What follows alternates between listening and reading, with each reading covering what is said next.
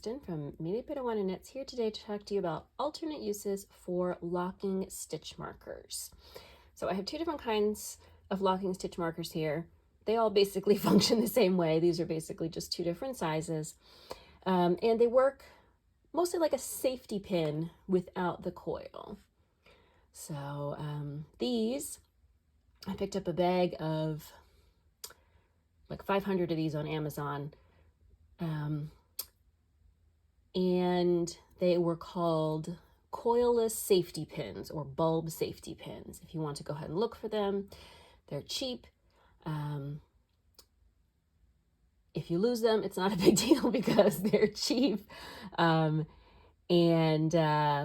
course, they're also can be a little flimsy. You know, the join here can get worn out kind of quickly. But again, I bought like 500 of them for 10 bucks. So, and these were a gift from Hobby Yarn.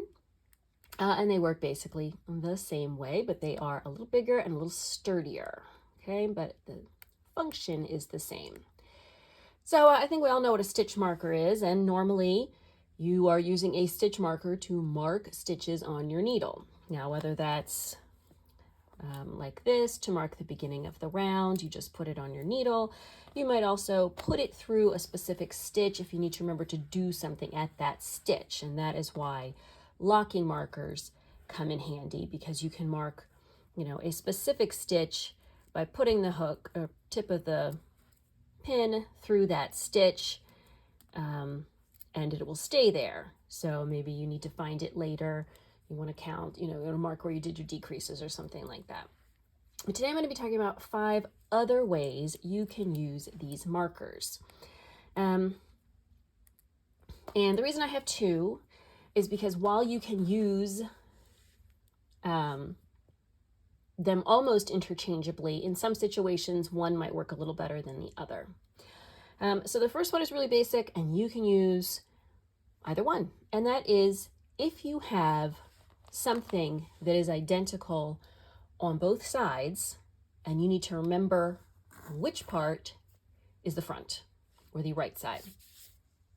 So for example, let's say you are working on a sock, and both sides of the sock are identical, but you want to remember which one was the first half of your stitches so you know which side the heel is going to go on. You can make sure that you do a full repeat around and don't stop halfway. You can just, using either marker, insert the marker and mark so that you know this was the first half of your stitches. This is the front of your sock or the right side of your two-sided, whatever it might be. Say you've got a scarf that you're working in a reversible stitch pattern like seed stitch, but you still want to know which is technically the front and which is technically the back. For various reasons, add the marker, easy peasy. All right, so I promise the next few are a little more interesting than that. Let's stick with using the metal one that we have here. These are interchangeable needles. And anyone who's ever used interchangeable needles knows that sometimes they come loose. Unfortunately, sometimes this happens while we're working. You don't always have the key with you. That's where this one comes in handy. You can unfasten it, insert the pointy end into that hole there where your key usually goes, and this is why the thicker one is not going to work for this. And then just turn your marker and your needle tip in opposite directions to tighten it up. See, so now I can't even undo that on my own. So it's nice and tight now. And while I'm at it, I'll do it on the other one. So I almost can never keep track of the keys for this, and I don't really need to. This works really well. All right, so second use, tighten up interchangeable needle tips. If you can't find or lost or don't feel like getting up to find the key. Speaking of interchangeable needle tips, let's say I need, of course now that I've tightened these, I don't know if I'll be able to get them off. Let's say I need to cannibalize these needle tips for another project. I need the size. I need to take these off. I have no idea where my needle stoppers are. Again, this is a good job for the wire thin locking stitch marker. You can insert it into one and then the other, lock it shut, and now it's not going anywhere. There's nowhere it can go.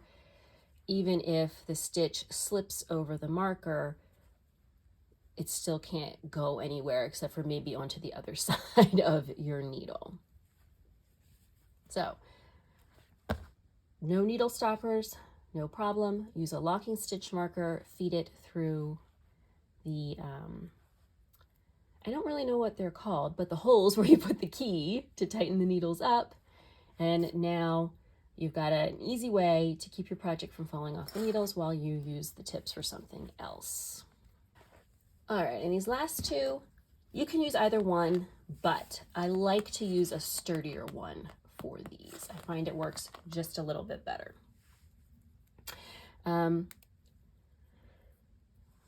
This can come in really handy when you need to put a small number of stitches on a holder.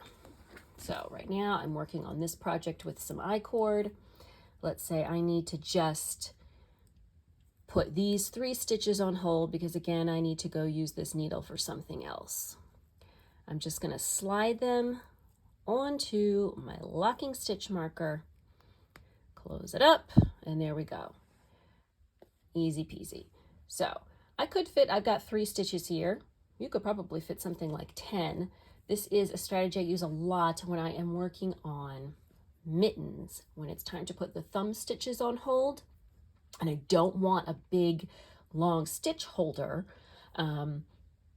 getting in my way. And I also don't happen to have any scrap yarn. I just want something small, easy to attach. The stitches aren't going anywhere. They're not going to slide off. It's completely locked.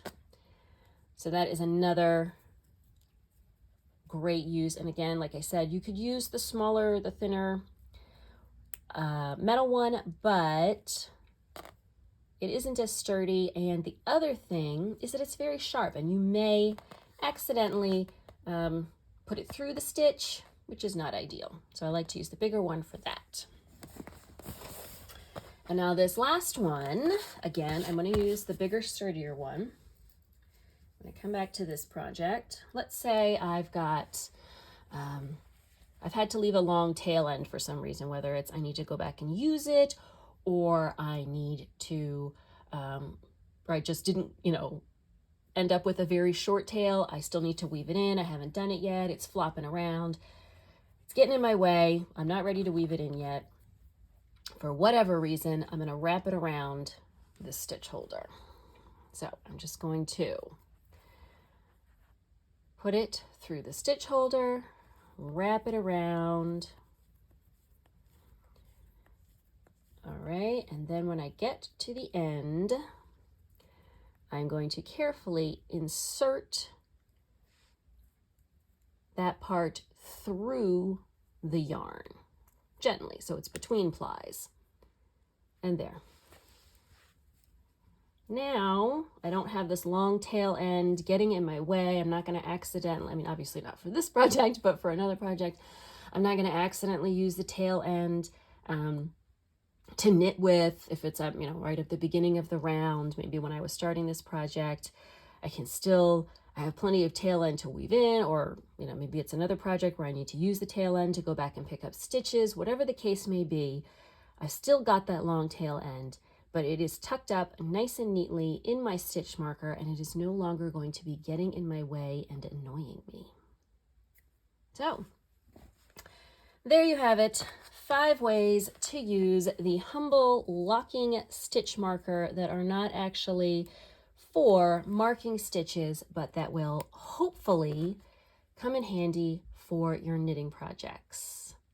I hope you found this video useful. If you did, please go ahead and give it a thumbs up. It is greatly appreciated. Don't forget to subscribe. Lots of great knitting content here on the channel, and I will see you soon in another video.